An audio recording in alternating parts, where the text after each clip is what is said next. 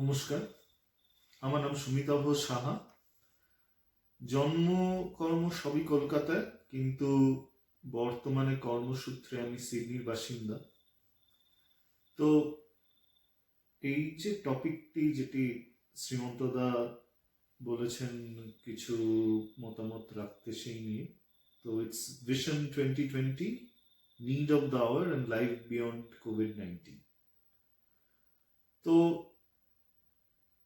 বলা বাহুল্য যে বিষয়টি অত্যন্ত গুরুত্বপূর্ণ, এবং এরকম কোনো বিষয় নিয়ে আগে এই বলার অভিজ্ঞতা আমার খুব একটা নেই, তাই আগে থেকেই মার্জনা চেয়ে নিচ্ছি। তবে যেটুকু বলবো সম্পূর্ণ আমার নিজস্ব মতামতের উপর ভিত্তি করেই বলবো, এবং ভাষার চাকচিক্যটা বর্জন করেই বলবো, কেননা মনে হয় এখানে বিষয়ের সারবত্তা নিয়ে বেশি মাথা ঘামানোটা জরুরি। অ্যান্ড আমি কথার মধ্যে হয়তো I will take liberty to mix English and Bengali as much as possible. তো আমি শুরু করছি আমার বক্তব্য। তো এই নিয়ে বলতে গেলে যদি আমরা কয়েক মাস পিছনে তাকাই, তাহলে দেখব যে কয়েক মাস আগে, ধরে নিন গত বছরের ডিসেম্বরের শেষ দিকে, এই মৃত্যুময় বিভীষিকার সাথে আমাদের প্রথম পরিচয়। তখন ব্যাপারটি চায়নায় একটি শহর কি একটি নির্দিষ্ট অঞ্চলকে কেন্দ্র করেই হচ্ছে। আমাদের নিজেদের যে নিরাপদ বেষ্টনী, নিজেদের যে নিরাপদ স্থান, তার থেকে বহু দূরে। স্বাভাবিকভাবেই আমরা খুব একটা চিন্তিত হইনি, এবং এভাবেই চলে যাচ্ছিল বেশ। তো পাশের দেশে, আমাদের পাশের কোনো দেশে যখন করোনা যখন থাবা গেড়েছে অলরেডি, তখন আমরা বেশ তাচ্ছিল্য ভরে অবহেলা করেছি, বলেছি অনেক রকমের কথা। আমি সোশ্যাল মিডিয়াতে দুর্ভাগ্যক্রমে যখন চোখ পড়ে, অনেক ইগোইস্টিক, অনেক কি বলবো, ইনসেনসিটিভ কথাবার্তা চোখে পড়ে। তো সেরকম কিছু কথা আমার মনে পড়ছে এখন। তখন কিছু কথা হয়েছিল যে only 200 people are dead and we have more deaths in our street accidents every year. তো আমি জানি না, এই ধরনের কথা বলে হয়তো কিছু লোকের ইগো সন্তুষ্ট হয়, কিন্তু এই জিনিসগুলো বোধহয় তখন আমাদের বলা ঠিক হয়নি। তো কেননা কয়েক মাসের মধ্যেই আমরা দেখতে পেলাম সেই যে সামান্য রোগটি, যেটির জন্য আর কি বছরে স্ট্রিট অ্যাক্সিডেন্টে বেশি লোক মারা যায়, এবং পেট খারাপ, জ্বর, কাশি, সর্দি কাশি ইত্যাদিতে নাকি অনেক বেশি লোক মারা যায়, সেই রোগটি এমন ভাবে সারা পৃথিবীকে গ্রাস করে ফেললো যে একটা মৃত্যুর মহামিছিল শুরু হয়ে গেল। তো তখন কোথাও গিয়ে আমাদের ইগোটা একটু ধাক্কা লাগলো। তো এই জিনিসটা থেকে আমি যেটা বুঝেছি, নিড অফ দ্য আওয়ার বলতে আমার নিজের কিছু মতামত রয়েছে। তো তার মধ্যে প্রথমেই আমি যে কথাটি বললাম, যে আমরা বোধহয় বড্ড ইগোইস্টিক হয়ে যাচ্ছি। তো যখন আমার আশেপাশে কোথাও কোনো মৃত্যু হচ্ছে, হতে পারে সেটি আমার পাশের কোনো দেশ, আমার পাশের কোনো রাজ্য বা পাশের কোনো শহর, তখন এই যে আমরা একটা আলপটকা একটা মন্তব্য করে দিই, এই তো কোনো ব্যাপার না, এই তো 200 লোক মারা গেছে, তো এই যে সব মৃত্যুকে তুচ্ছ করে দেওয়ার যে একটা আমাদের মধ্যে প্রবণতা রয়েছে, সেটা রাজনৈতিক কারণেই হোক কি নিজের ইন্ডিভিজুয়ালিস্টিক ভাবনা চিন্তাই হোক, সব দিক দিয়ে I feel that is something not right. তো সবার প্রথমে বোধহয় এই ইগোটাকে বিসর্জন দেওয়া দরকার, এবং এটি আমি শুধু এখনের এই কোভিড-19 পার্সপেক্টিভে দাঁড়িয়ে বলছি না, আমি বলছি আরেকটু সুদূর প্রসারী ভাবনা নিয়ে, এবং সেটি বোধহয় নিড অফ দ্য আওয়ার এবং লাইফ বিয়ন্ড কোভিড-19 দুটোর ক্ষেত্রে এই ইগোইস্টিক আমাদের যে মানসিকতাটাকে, সেটিকে বর্জন করে একটু একটু ইগোটাকে বর্জন করা দরকার, এবং সচেতন হওয়া দরকার। তো এটি একটা জিনিস। দ্বিতীয়ত আরেকটি জিনিস যেটা আমি লক্ষ্য করেছি আমার এখানে থাকাকালীন, এই সিডনিতে থাকাকালীন, যেটি আমি ভাবিনি কোনোদিনও দেখতে হবে, এবং আমি জানি না আমার দেশে, আমার শহরে সেটার কিরকম, মানে কি রকম ভাবে সেই সমস্যাটি দানা বেঁধেছে। তো সেটা হলো হোর্ডিং। মানে হঠাৎ করে একটা সময়ে গিয়ে দেখলাম, মানে অত্যাবশ্যকীয় যে নিত্য প্রয়োজনীয় যে জিনিসপত্র, সেগুলি হঠাৎ দোকান থেকে উধাও হতে শুরু করলো। দোকান থেকে শুধু উধাও হতে শুরু করলো না, একটি টয়লেট পেপার রোলকে নিয়ে দুই মধ্যে তুমুল বচসা, সেখান থেকে হাতাহাতি, মারামারি ইত্যাদি, মানে যেগুলো ভাবা যায় না। তো সেই মানে পেছন মোছা কাগজ যেটা, সেই সেই জিনিস নিয়ে মারামারি হতে পারে, সেটা আমার ধারণা ছিল না। যাই হোক, সেটাও দেখলাম, অভিজ্ঞতা হলো। তো আর যেটা এই মুহূর্তে আরেকটি খুব গুরুত্বপূর্ণ জিনিস, maybe I am sounding too preachy, কিন্তু এই জিনিসটি আমাদের মাথায় রাখা দরকার, যে we can't be hoarding essential items. তো while it is pragmatic to minimize the need to go to the markets, অবশ্যই প্রত্যেকদিন বাজারে যাব না, এটার একটি উল্টো চিত্র কথা আমি বারবার শুনছি আমার কলকাতায় বসবাসকারী বন্ধু আত্মীয় স্বজনদের কাছে, যে বাজারে মাছের দোকানে লাইন পড়ছে, সবজির ওখানে লাইন পড়ছে, সোশ্যাল রেস্ট্রিকশনের মানে কোন রকম নিয়ম কানুন তোয়াক্কা করা হচ্ছে না। সেই নিয়ম কানুনগুলোকে মাথায় রেখে যথাসম্ভব জিনিসপত্র নিয়ে রাখা, যাতে it doesn't amount two hoarding. তো সেইটি হলো আমার দ্বিতীয় বক্তব্য। তৃতীয়ত হলো গিয়ে কিছুটা প্রথম পয়েন্টেরই এক্সটেনশন, মানবিকতাটুকু হারিয়ে না ফেলা, যেটা বহু ক্ষেত্রে দেখা যাচ্ছে এখন। ভারতবর্ষে মানুষেরা বিদেশি শ্বেতাঙ্গ লোকেদের দেখলে তাদেরকে করোনা করোনা বলে তাদের পিছনে ছুটে যাচ্ছেন, তাদেরকে অযথা হ্যারাস করার চেষ্টা করছেন। তেমনি এই দেশে আমি দেখেছি বা খবরে শুনছি বিভিন্ন জায়গায় কিছু চাইনিজ স্টুডেন্ট, কিছু চাইনিজ নাগরিকদের উপরে অসভ্যতা হচ্ছে, তাদের উপরে অকারণ হ্যারাসমেন্ট হচ্ছে, যেই জিনিসটি বোধহয় একদমই কাম্য নয়। তো বিপদ আসবে, বিপদের মোকাবিলা তো অবশ্যই করতে হবে, কিন্তু এই সবের মধ্যে এটাও মাথায় রাখা প্রয়োজন যে আমরা যে বেসিক মানবিকতাটুকু, সেটা যেন হারিয়ে না ফেলি। আর এছাড়া নিড অফ দ্য আওয়ার বলতে যেই জিনিসগুলি, সেগুলি হয়তো সবাই বলেছেন, আমি নতুন করে কিছু বলার নেই। সোশ্যাল ডিস্টেন্সিং, সেলফ হাইজিন, অন্যান্য স্বাস্থ্যবিধি যেগুলো সরকার থেকে বা বিভিন্ন দেশের, রাজ্যের যে স্বাস্থ্য আধিকারিকরা যে কথাগুলি বলছেন, সেইগুলোকে মেনে চলা, হাত পরিষ্কার রাখা, তার মধ্যে একটা মানে স্যানিটাইজ করা নিজেকে, নিজের হাত,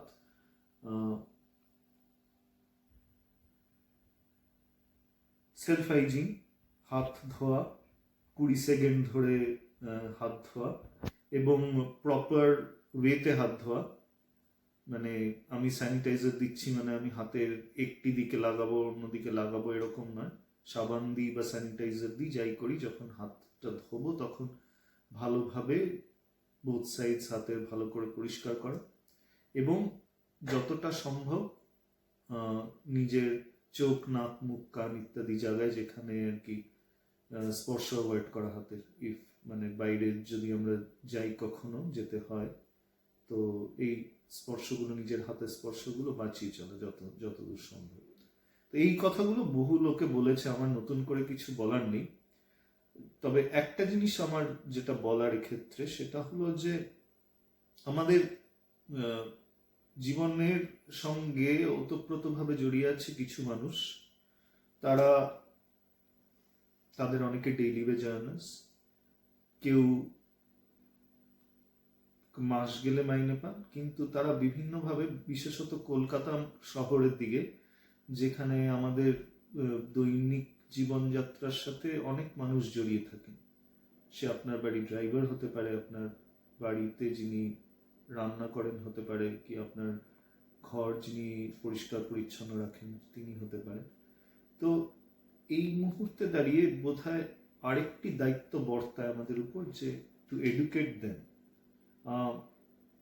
and to help them with relatable knowledge, and if possible extend the financial support যতদূর সম্ভব। মানে এরকম নয় যে আমি বাড়ির রেস্ট্রিকশনে আছি বলে সবার চাকরি ছাড়িয়ে দিলাম। যতদূর সম্ভব, আমি বলছি সকলেরই আর্থিক সংস্থান সঙ্গতির দিকে অবশ্যই নজর রাখা দরকার, কিন্তু আমার দিক থেকে আমি যতদূর পারবো আমার মনে হয় আমার দিক থেকে তাদেরকে এই মুহূর্তে সাপোর্ট করাটা দরকার। এবং যেটি আমি বললাম যে এক্সটেন্ড ইউর রিলেটেবল নলেজ, যে এই যে হাত পরিষ্কার রাখাটা কিংবা সোশ্যাল ডিস্টেন্সিং করাটা আমাদের মতো দেশে দুর্ভাগ্যক্রমে সাধারণ এই যে নিম্ন সাধারণ মধ্যবিত্ত যে মানুষগুলি আমাদের জীবনের সাথে জড়িত তাদের পক্ষে অনেক সময় এই নিয়ম কানুনগুলো সম্পর্কে তারা ওয়াকিবহাল হয়ে ওঠেন না বিভিন্ন কারণে, কিংবা তারা ফলো করে উঠতে পারেন না। তো তাদেরকে এই জিনিসটা বোঝানো, মানে the knowledge needs to be there, the knowledge needs to be shared, it needs to be imparted, and it needs to be we must ensure that they get that knowledge and they are able to implement it within their own lives. মানে আমি আমার বাড়ির ক্ষেত্রে যদি বলি, আমার বাড়ির ক্ষেত্রে আমি জানি যারা কাজ করছেন এখনো যারা আসছেন তাদেরকে বাড়িতে এলে স্যানিটাইজার দিয়ে হাত ধুতে বলা হয় কিংবা সাবান দিয়ে হাত ধুতে বলা হয়, এবং বাড়িতেও তাদেরকেও আর কি তারা নিজেদের বাড়িতে যাতে হাত ধোয় এবং পরিষ্কার পরিচ্ছন্ন রাখে সেই জিনিসটি তাদেরকে যতদূর বোঝানো সম্ভব হয়। কেননা এই অ্যাওয়ারনেসটা যদি না থাকে আমরা কিন্তু শুধু মানে নিজেরটুকু পরিষ্কার রেখে কিন্তু আমরা বোধহয় মহামারীর থেকে বাঁচতে পারবো না। এর জন্য একটা সামগ্রিক একটা চেতনা, একটা টোটাল অ্যাওয়ারনেসের জায়গা দরকার। তো এবং কিছু ক্ষেত্রে এরকম কিছু যে বক্তব্য এসছে যে বাড়িতে কি সাবান তৈরি করা সম্ভব বা স্যানিটাইজার তৈরি করা সম্ভব কিনা, আমি বলবো যে আমি ব্যক্তিগতভাবে আমি এই মানুষগুলির পক্ষে অ্যাটলিস্ট কতটা এইরকম ভাবে স্যানিটাইজার তৈরি করা বা সাবান তৈরি করাতে ইনভলভ হওয়াটা কতটা সম্ভব সেই নিয়ে আমার ব্যক্তিগতভাবে একটু ডাউট আছে। স্পেশালি যদি স্যানিটাইজারের কথায় আসি, স্যানিটাইজার ইজ মানে sanitiser making is a special process, it should be a specialised job. মানে এটি আমি আমার বাড়িতে বসে ইচ্ছা মতো বানানোর মতো জিনিস না, এবং আমার অ্যাওয়ারনেস লাগবে, আমার এক্সাক্ট মাপ জানা দরকার কি কি কেমিক্যালস আমি ইউজ করছি, আইসোপ্রোপাইল অ্যালকোহলের মতো জিনিসপত্র কি অন্যান্য জিনিসপত্র যেগুলি যথেষ্ট দাহ্য।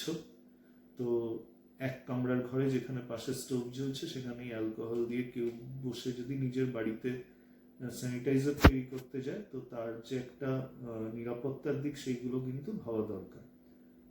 Same goes for soap as well.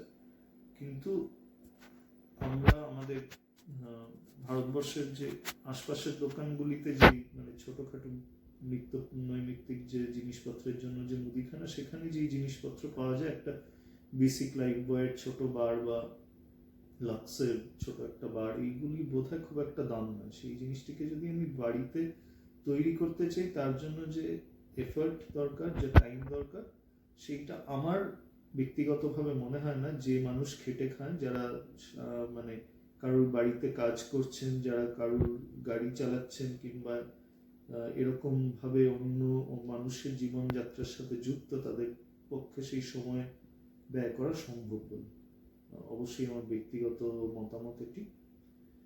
তো যেটি দরকার আবার বলি যে একটু মনুষ্যত্বটুকু বজায় রাখা, মাথা ঠান্ডা রাখা, স্বাস্থ্যবিধি মেনে চলা এবং সবার মধ্যেই জ্ঞানটুকু, অ্যাওয়ারনেসটুকু বিতরণ করা নিজের দিক থেকে যেভাবে সম্ভব, নিজেও ওয়াকিবহাল থাকা, নিজেও সঠিক জ্ঞানটা রাখা, অপপ্রচার, হোয়াটসঅ্যাপের ভেসে আসা বিভিন্ন গুজবে কান না দিয়ে যেটি সত্যতা যাচাই করে জিনিসপত্র বেছে নেওয়া এবং সেই জিনিসগুলিকে আপনার আশপাশের মানুষগুলির মধ্যে পৌঁছে দেওয়া, এটি বোধহয় আপনার প্রধান দায়িত্ব এই মুহূর্তে হওয়া উচিত। আমারও সেটি প্রধান দায়িত্ব এবং আমি আমার দিক থেকে যতদূর সম্ভব সেটি করার চেষ্টা করব।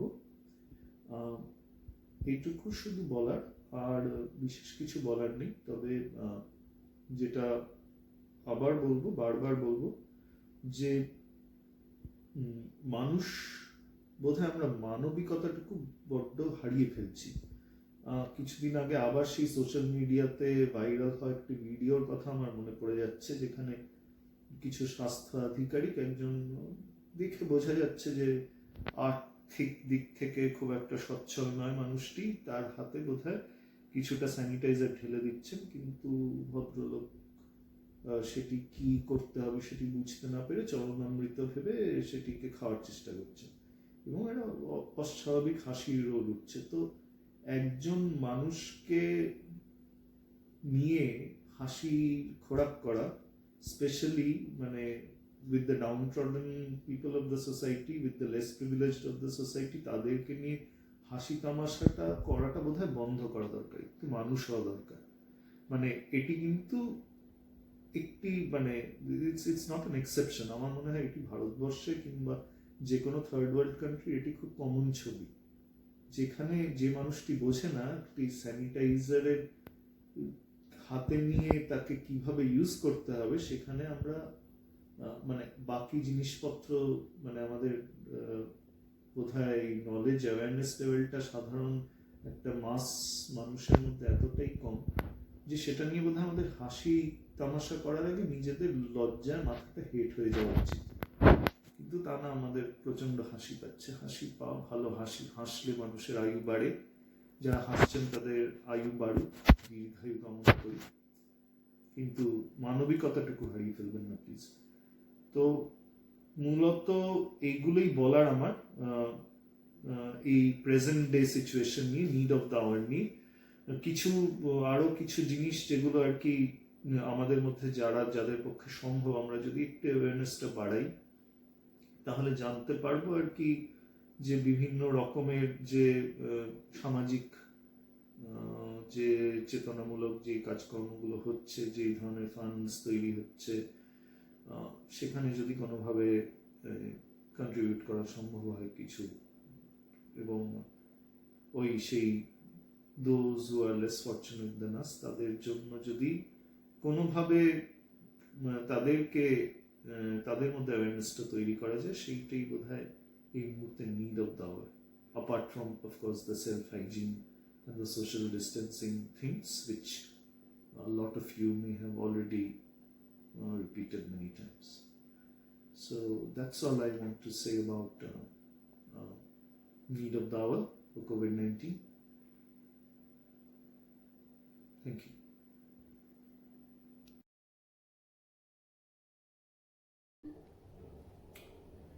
Hello everyone, I'm Shumitava. So this is basically a continuation of the earlier video where I was kind of discussing the need of the hour, whereas on this one I would like to talk about life beyond COVID-19.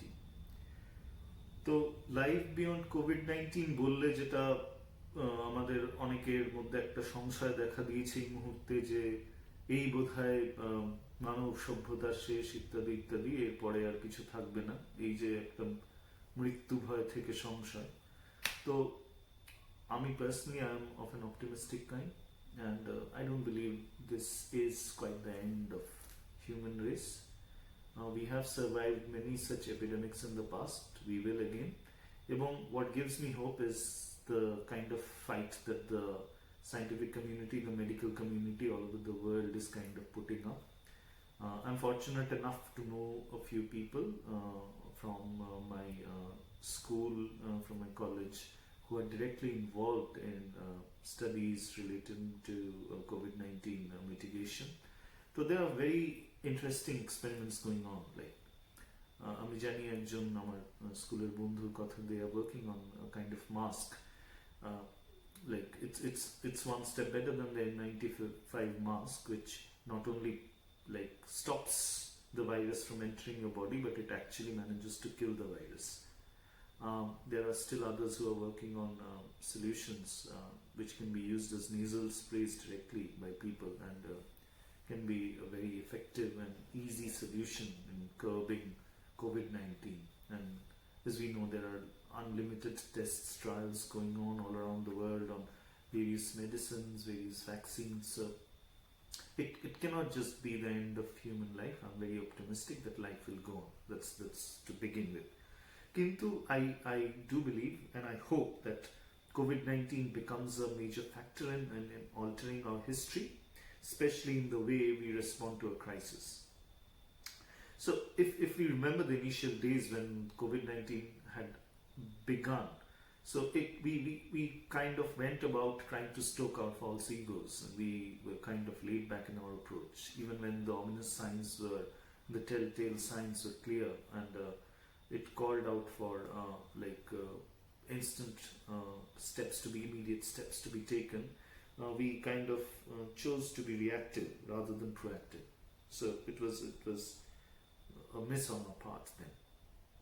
So সেইখানে দাঁড়িয়ে I hope COVID-19 proves to be a lesson for us, especially in the way we combat such crisis in future. That's one thing. And when we talk about COVID-19 and life beyond it, life has many aspects to it. It's not just science or health. It's also got to do with the economic, social ways and other stuff, other ways of life. I got to read an interesting article recently by someone named an economist, Simon Mayer from the University of Surrey.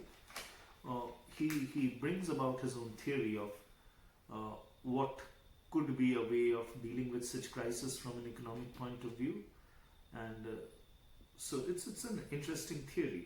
So what he says is like he categorizes the response into 4 different ways, where he calls something as a state capitalism, where it's more like a centralized response, and which kind of prioritizes exchange value. When we say exchange value is like when we sell our expertise. Like if I am an IT engineer, I sell my expertise and I earn something in return from the society.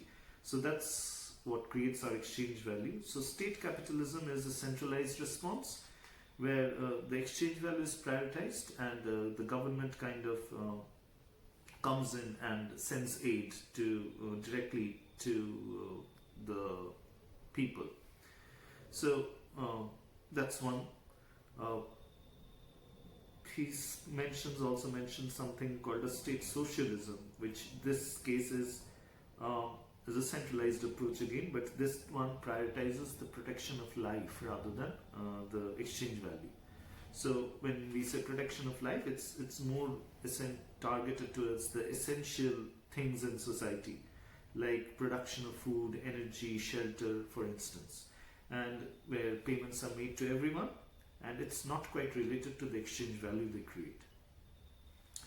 So while state capitalism is only possible if COVID-19 is controllable within a short term, government funding cannot be like a long run measure. Like if it continues over a very long period of time, it might not be fruitful. State socialism is selective in those regards, like the aid which goes out from the government.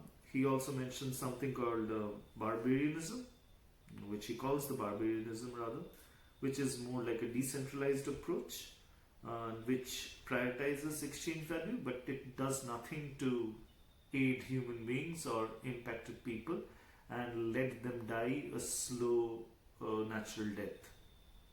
And he also mentions something called a mutual aid, where individuals and small groups within the community kind of come together. They like organize support and care within the communities. So the problem to that, he states, is like small groups are unable to mobilize the resources and that are effectively needed to increase the healthcare capacity. So what he kind of recommends is a combination of mutual aid and state socialism to combat these things.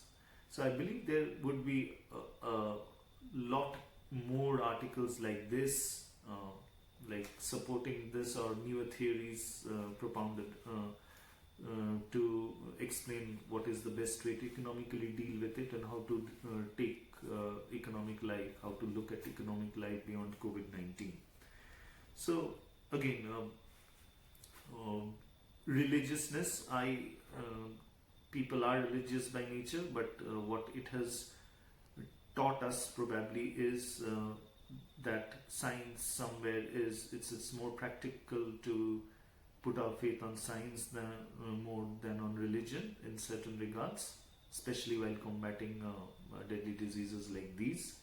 So yeah, this is more like what I see COVID-19, life beyond COVID-19 as a whole. So I hope that it teaches us a way to better respond to crisis as such, to spread awareness and knowledge among the masses, to be better prepared when next time such a crisis occurs. And if we are ready with better infrastructure, we build up better infrastructure to combat future pandemics, maybe make this a part of school curriculum where we teach kids how to